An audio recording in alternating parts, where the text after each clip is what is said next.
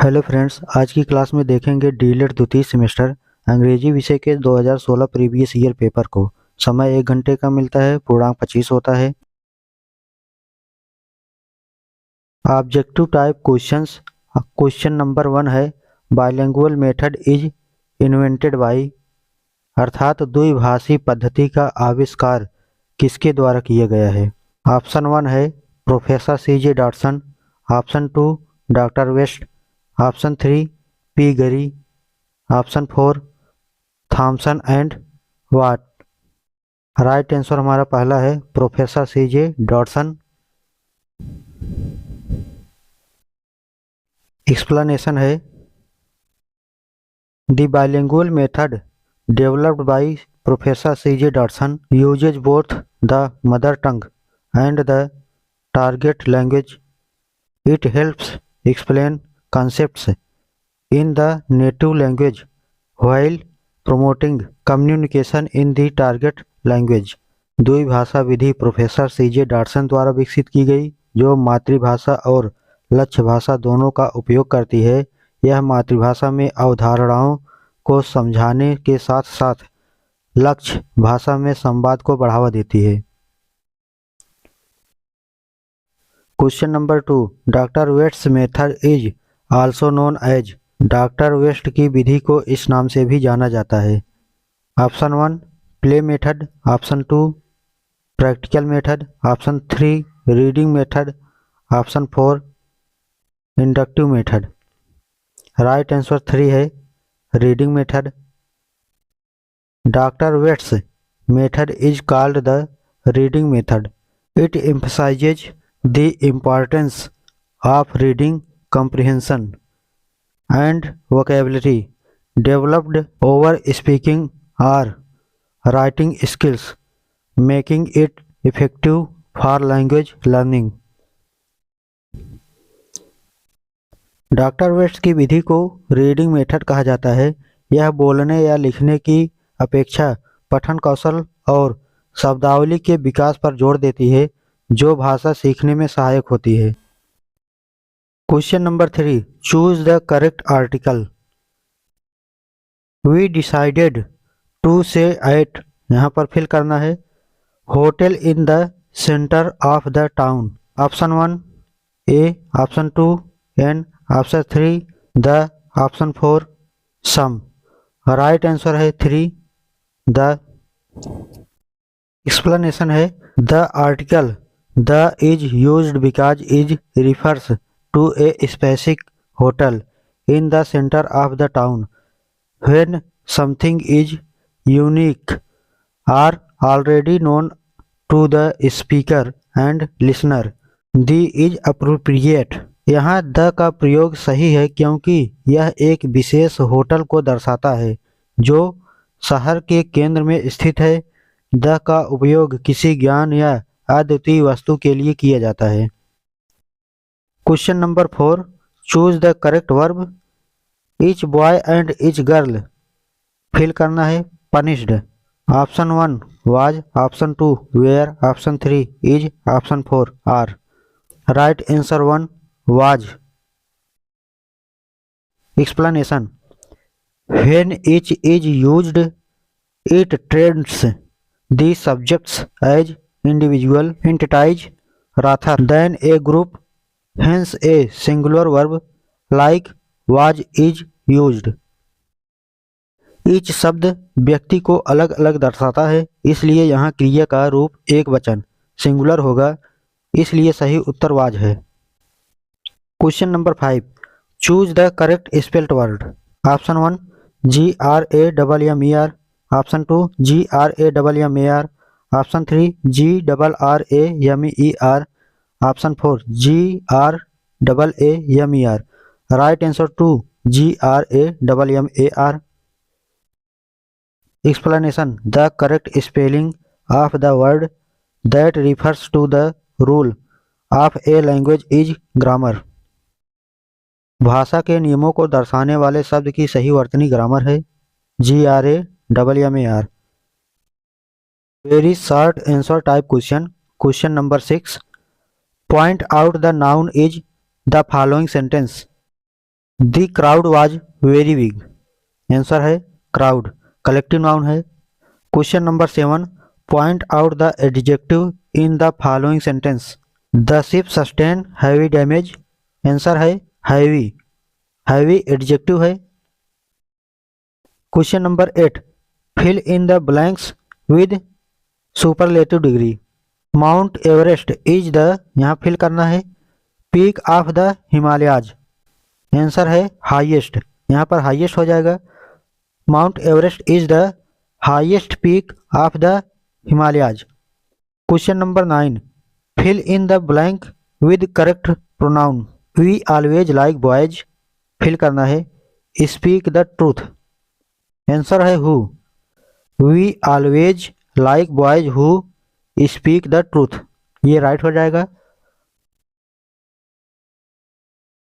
Question number 10, change the following sentence into passive voice. Rama helps Hari, passive voice में change करना है, क्या हो जाएगा, Hari is helped by Rama. Question number 11, change the following sentences into past continuous tense. You speak, you spoke. Answer है you were speaking. Short answer type questions. Question number 12, define an abstract noun with example.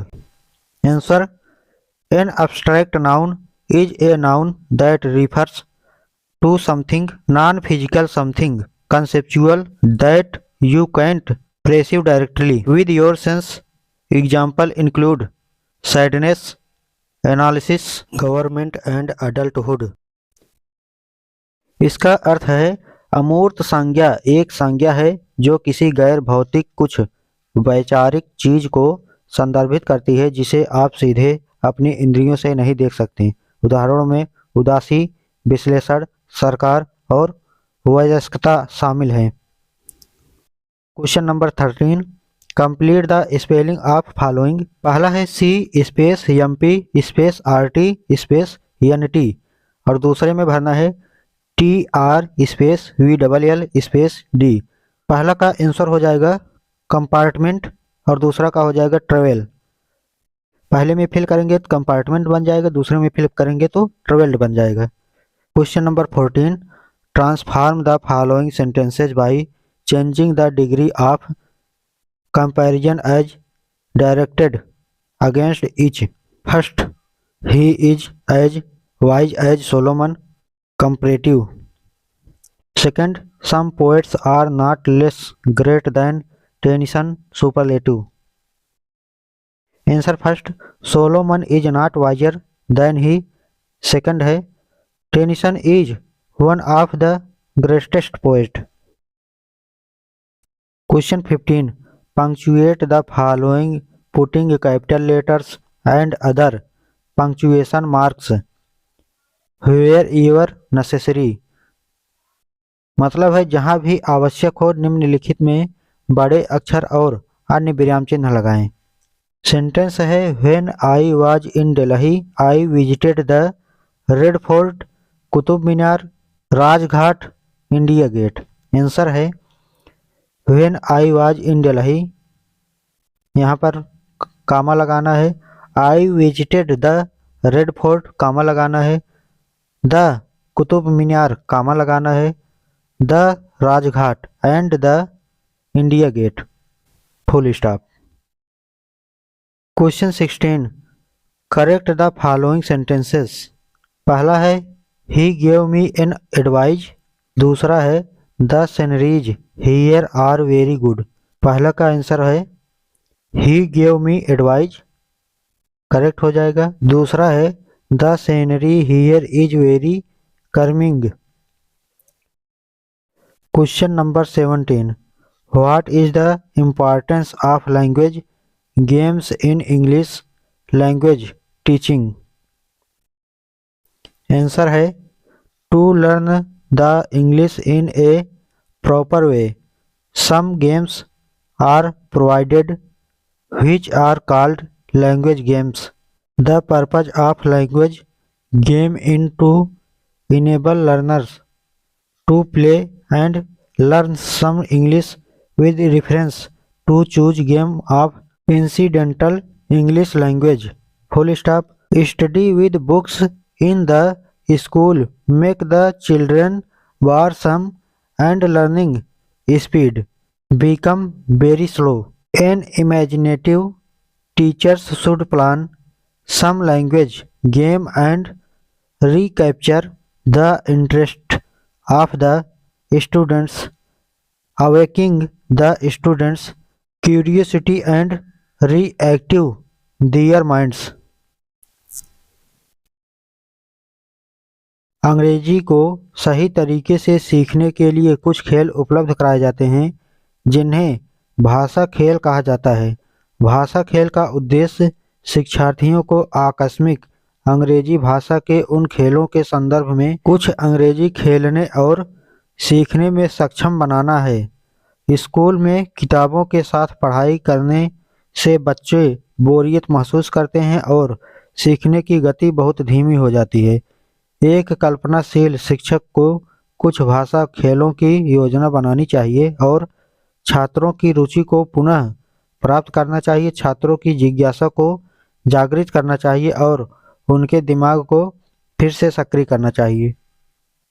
Comment में हमें ये बताइएगा कि हम English बताते हुए उसका एक एक वर्ड बताते चलें, ट्रांसलेट करते चलें, या एक पहले इंग्लिश बता करके फिर हिंदी में उसको ट्रांसलेट करें। तो इसको ज़रूर बताएंगे, तो अगले वीडियो में उसको सुधार देंगे, हम वैसे ही बताएंगे। फिर आगे चलते हैं। लास्ट क्वेश्चन है question number 18। Read the following passage carefully and frame four questions based on it.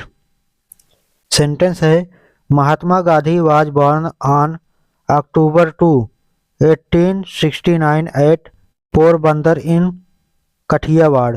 He devoted his entire life for the upliftment of the poor and to get his country free from the clutches of the British. He lived the life of a common man. We call Gandhi ji Bapu. He is the father of our nation. Question है पहला, when and where was Mahatma Gandhi born।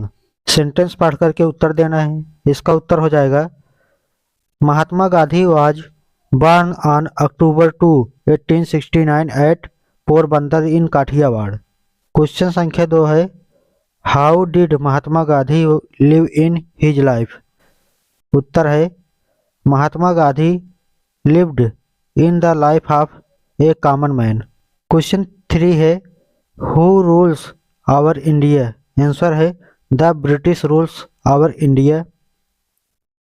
चौथा है who is the father of our Nations.